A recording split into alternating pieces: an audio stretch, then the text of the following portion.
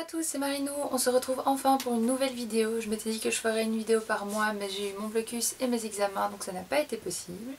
Là on est à un mois de la Japan Expo, du coup je commence enfin le rush cosplay. Et aujourd'hui j'ai stylisé ma wig pour Vittel de Dragon Ball. Et je me suis dit que ça valait la peine de vous faire une vidéo pour vous montrer comment est-ce que je stylise ma wig. J'achète toujours des wigs vraiment pas chers, environ 10 $, quand je sais que je vais les styliser moi-même. Et souvent je suis assez contente du résultat, donc je voulais partager ça avec vous. Je trouve qu'une wig c'est vraiment pas compliqué à styliser et ça donne tout de suite mieux, ça donne un bien meilleur rendu au cosplay et c'est le petit détail en plus qui fait qu'un cosplay est réussi, donc je vous laisse avec le tutoriel. Au niveau du matériel, rien de très compliqué, les épingles et les bigoudis sont facultatifs mais si vous les avez c'est quand même beaucoup plus facile. Si vous utilisez souvent des perruques, je vous conseille d'investir dans des vrais ciseaux de coiffure qui aident quand même vachement et qui sont beaucoup plus pratiques à utiliser que des ciseaux normaux. Je commence toujours par épingler ma perruque à ma tête en polystyrène, ça lui permet de ne pas bouger en fait tout simplement et de pas tout le temps glisser de la tête. Ensuite je coiffe tout simplement ma perruque avant de commencer histoire qu'elle soit bien démêlée et bien en ordre.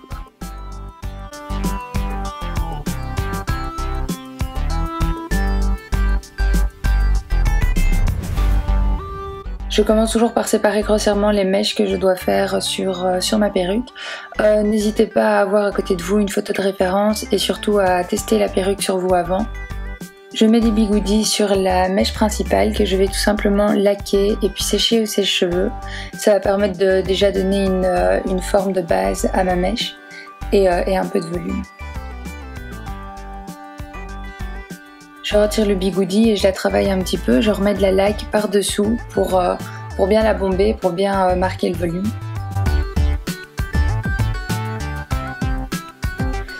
Une fois que ma mèche est un peu formée, je commence à couper. Un conseil pour couper, coupez toujours ou la plupart du temps avec vos ciseaux à la verticale. Si vous coupez avec vos ciseaux à l'horizontale, vous aurez juste une ligne droite super moche. Donc voilà, couper à la verticale, ça permet de faire une jolie pointe et pour des mèches comme ça, c'est super important. Je coupe les deux autres mèches sur le côté, comme ça j'ai déjà ma coiffure de base qui est structurée. Bien sûr, je laque toujours et je sèche toujours au sèche-cheveux. Sécher, c'est super important, c'est ça qui fait tenir la laque aux cheveux, enfin la fibre en fait de la perruque. Vittel sur le côté c'est assez particulier vu que c'est droit, donc exceptionnellement j'ai coupé totalement droit, mais vous verrez après que je reprends quand même en effilant, donc avec mes ciseaux à la verticale pour donner un côté un peu plus naturel.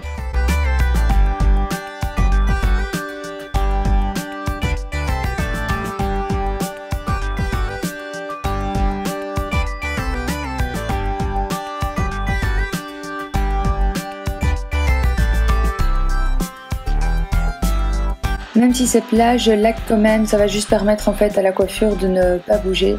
Ça c'est un conseil que je vous donne pour toutes vos perruques, peu importe ce que vous faites, laquer, ça empêche de faire des nœuds et de ne pas bouger. Si vous avez une bonne laque, ça aura un rendu tout à fait naturel. Je fais exactement la même chose de l'autre côté et puis je m'attaque aux mèches du dessus. Je mets donc des fines mèches dans des bigoudis et de nouveau la même chose, je laque et puis je sèche au sèche-cheveux.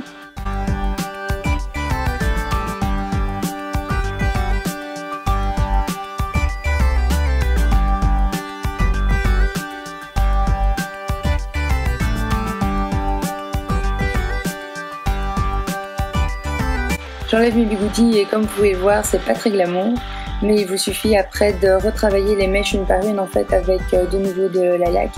Mais comme ça, vous avez déjà une forme de base et elles sont bombées en fait grâce aux bigoudis.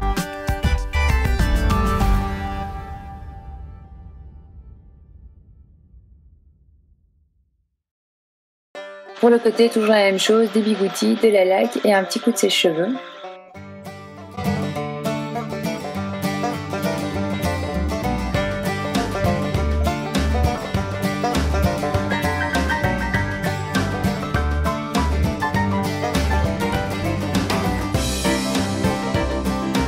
Vous voyez que tout de suite ça donne énormément de volume et ça change toute la perruque.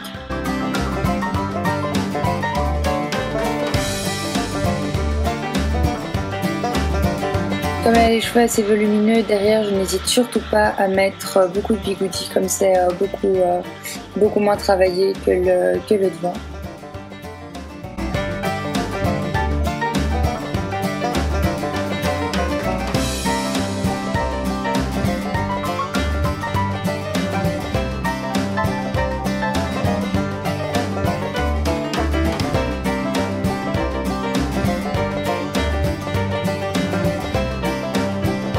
Une fois mes bigoudis enlevés, je vérifie bien qu'on ne voit pas le filet de ma perruque. C'est vraiment pas une perruque de très bonne qualité. Du coup on voit très vite le filet au travers. Et c'est vraiment pas joli du tout. Ensuite je retravaille un petit peu les mèches une par une. Et là en fait, à ce stade-ci, peu importe la coiffure, vous peaufinez juste jusqu'à ce que vous soyez satisfait. Et donc je n'hésite toujours pas à remettre de la laque par-dessous pour rebondir.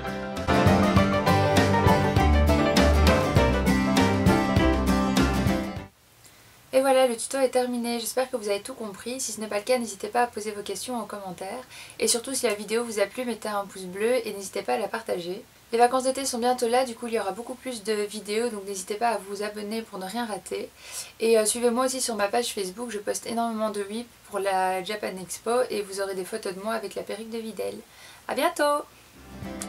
Bonjour à tous, c'est Marinou, on se retrouve ici pour une deuxième vidéo.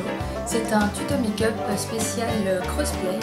Donc je vais vous montrer comment est-ce que moi je